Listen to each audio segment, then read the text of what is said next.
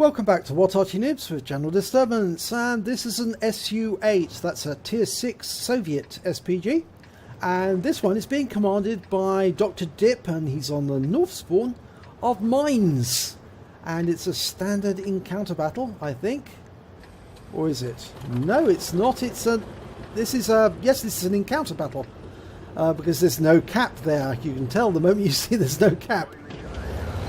Okay, and battle's commenced. Oh, I think I know where he's headed. He's heading straight for Nigel's spot. It works for encounter as well as standard battles. Yep, straight across the water to grid square C1. Hide in the bushes, over the ridgeline. Enemy can't see you, not unless they look carefully. And of course, if the enemy does come over the island, you shotgun them in the side as they go past you. Okay, he's extending his aim and looking at the enemy that are on the hill, and look at that target. It's a 112. Oh, and he's lined up. This is going to be gorgeous. He's gone to battle assistant, much easier. Round out, and a whopping great 242 hit points, 2 critical hits at 112 is hurting. That's a great shot. The 112 is a tier 8 Arty. That means that every shot that Dr. Dip fires in is collecting him masses of XP. Okay, he's loaded, he's ready to go, and another round out. And he splashes the 112 this time. 101 hit points, more critical hits. He's tracked the 112 in place.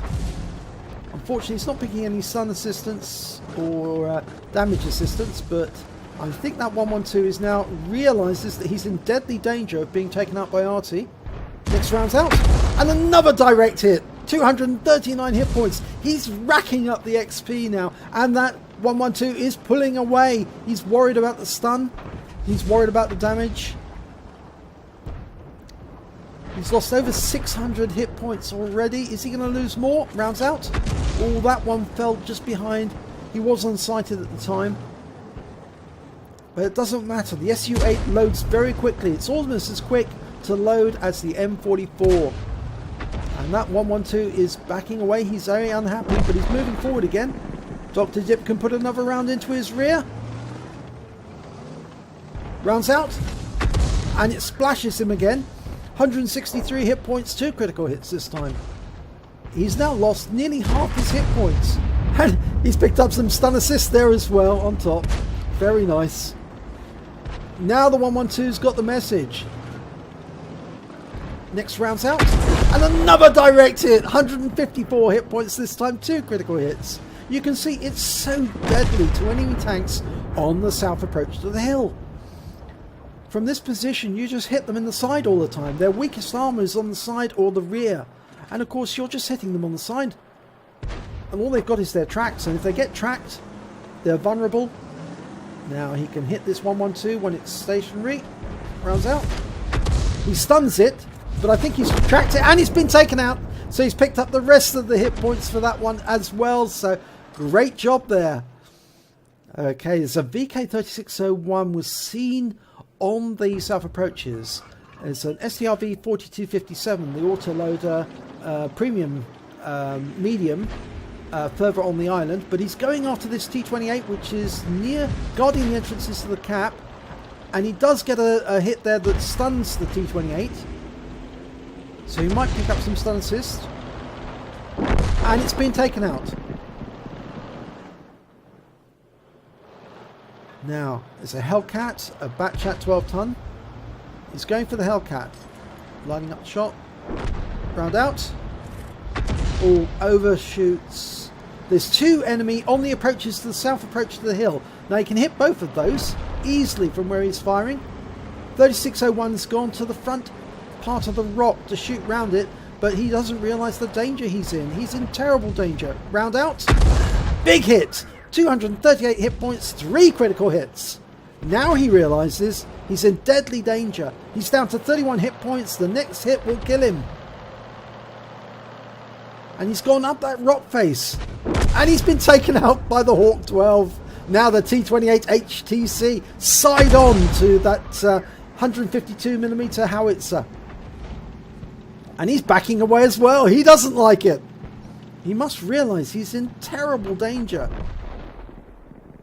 Unfortunately, he's a little closer, so we've got a red line on the aim at the moment. But he's having a look on the other side. The approach is on the other side of the hill. And the enemy is being very careful to stay in Arty safe positions now. They realise that there's somebody with a very accurate Arty doing a lot of damage. They must have been communicating this back to the rest of their team. T-3485, he can get around in on this one. It's been tracked. Dialed in, round out. Oh, it hit the wreck of the 112, but it's still stunned and splashed the T-3485. And he's still tracked. And he's been taken out, so he picks up the stun assist as well. That was a really efficient use of that shell. So it's points for free. It's XP for free. When you track an enemy in position like that and the rest of your team take it out, you pick up all the stun assistance. Now he's backing up a little to get a better angle on some of those tanks on the hill. He should be able to hit the T-28. It's from that position you can hit the rear of the T-28. One of the most vulnerable areas where the fuel tanks are. You see those fuel tanks on the back? On the slope on the rear? Now if he can set those off, he'll get a fire. And there's an Oni climbing the hill. What a lovely target that will make. And it's within range. No obstructions. He can hit it. Rounds out. And he splashes it for 156 and 2 critical hits.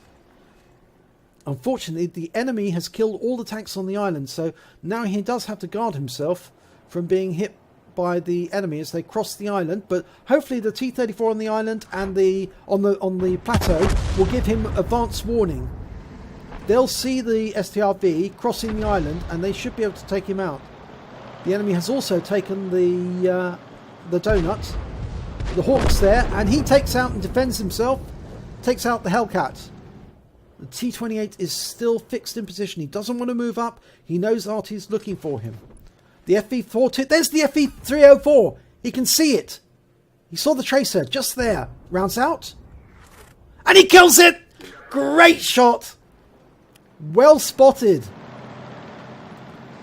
Okay, that only is in an Arty safe position. The T-28 sitting by the back of the rock. But when he pulls back, you can hit him. And you can probably splash him. Now you can hit him, you can splash him from there. And he's going to fire. And he gets a hit into the rear. 197 hit points, 2 critical hits. That's definitely damaged the fuel tanks. And he goes up. He's taken out, so he picks up the stun assist as well. He was taken out by T-3485. I think that T-3485 was actually up on the donut. And he poked his head out round the corner and shot him in the rear. Or shot him in the front. Okay, can't hit the Oni. The STRV is not in sight. I think he's pulled back. He realises that they've got the advantage. There's a 5-tank advantage in this now. The STRV has been spotted. He's still on the island, but unfortunately Dr. Dip can't hit him because that rock face is in the way. But really he needs to be careful, because if he pulls back too far, the STRV might see him. He's not going to get hit by Arty, but the STRV might put a round into him. Now I think that STRV has pulled back a little. Yeah, I'm pretty sure he's got a red line though still on his aim, and the STRV's gone down. So there's just the T-3485 on the South Island. In fact, he could pull around the corner now because nobody can see him in this part of the map. So he's perfectly safe. He's doing that. He's playing very smart. You wait until all the enemies disappeared, then you can relocate to a position where you can hit the rest of them. And from this little corner here, he can hit the remainder. He's looking at that T-34. He needs to be a little further over to his left to hit the T-34. He can't hit the Oni. There's no Arty left. In fact, the T-34 is the only remaining enemy tank. So he's going to go for he's trying to line up a shot, but it's taken out before he can do anything. But that was a very fun battle. And he got some lovely shots into the enemy tanks that were on the south approach to the hill. And he proved that Nigel's spot does work. Let's have a look at the end of battle stats. It's an ace tanker for Dr. Dip in the SU-8 on mines at Nigel's spot. He also picked up a bruiser medal for getting at least 5 critical hits. He got 11 in total. Let's have a look at the team scores. He came third on damage with 1,745 hit points of damage. He came joint third on 1 kill. And when it came to base XP, he came second with 1,044 base experience points. He fired 15 rounds, got 8 direct hits, 7 penetration. He got 5 splash damage. He did damage of 1,745 hit points, all at more than 300 meters. He hit 6 of the enemy, but killed 1 of them. He also did stun assistance damage of 1,015 hit points and got 12 stuns in total. On a standard account, he earned 29,160. That is a huge amount on a standard account, but it's mostly because he was hitting tier 8 tanks in a tier 6 SPG. So he really racked up the credits. After ammunition resupply, he took away 17,010 credits.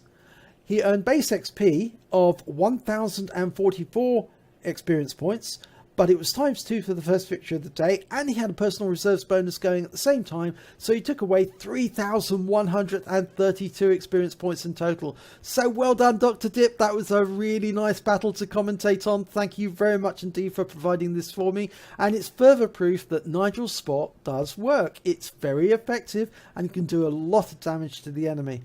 I hope you enjoyed this battle. If you did, please do give it a like and do subscribe to our channel, because it's run for the benefit of the members, and hopefully I'll be seeing you as the subject of my next replay.